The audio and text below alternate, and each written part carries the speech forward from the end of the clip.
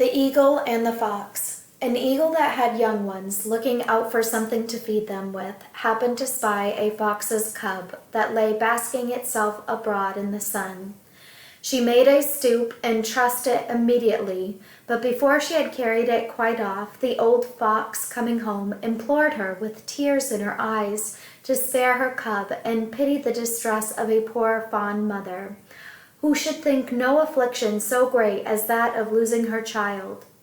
The eagle, whose nest was up in a very high tree, thought herself secure enough from all projects of revenge, and so bore away the cub to her young ones without showing any regard to the supplication of the fox.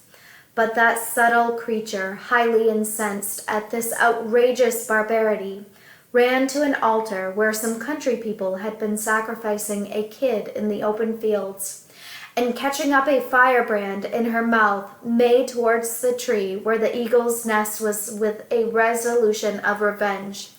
She had scarce ascended the first branches when the eagle, terrified with the approaching ruin of herself and family, begged of the fox to desist, and with much submission returned her the cub again, safe and sound.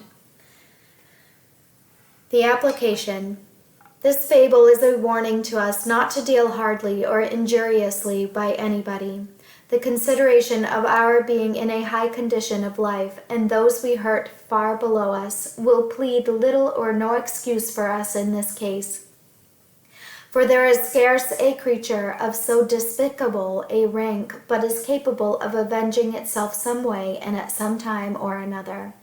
When great men happen to be wicked, how little scruple do they make of oppressing their poor neighbors.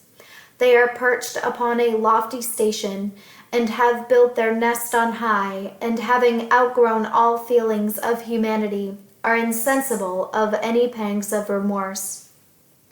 The widow's tears, the orphan's cries, and the curses of the miserable, like javelins thrown by the hand of a feeble old man, fall by the way and never reach their heart.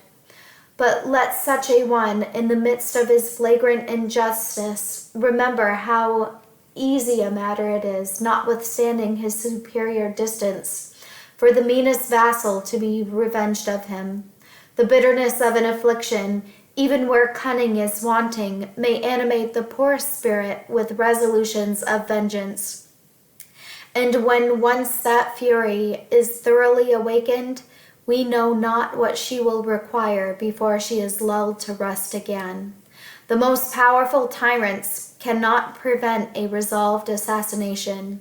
There are 1,000 different ways for any private man to do the business, who is heartily disposed to it and willing to satisfy his appetite for revenge at the expense of his life. An old woman may clap a firebrand in the palace of a prince, and it is in the power of a poor weak fool to destroy the children of the mighty.